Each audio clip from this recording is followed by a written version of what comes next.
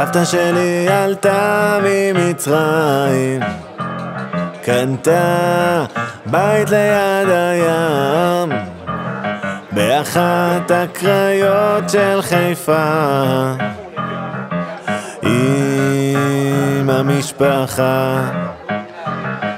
סבתא שלי עלתה ממצרים, קנתה בית ליד הים באחת הקריות של חיפה עם המשפחה. ומאז כבר עברו השנים והרחיקו את הים ממחול, וסבתא עדיין אמרה שהכל יהיה טוב.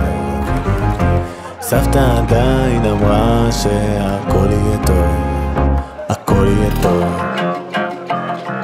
סבתא שלי עלתה ממצרים, קנתה בית ליד הים באחת הקריות של חיפה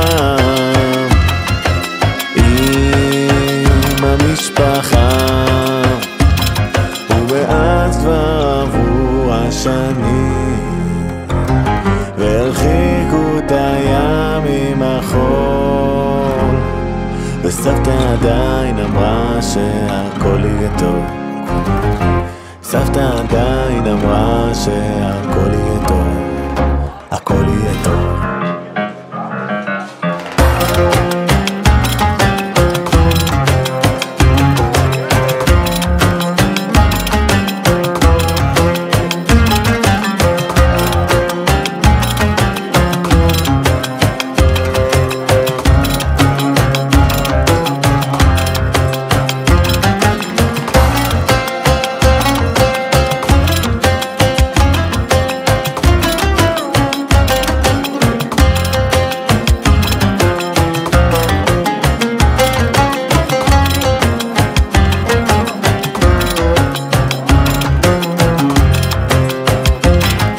סבתא עדיין אמרה שהכל יהיה טוב.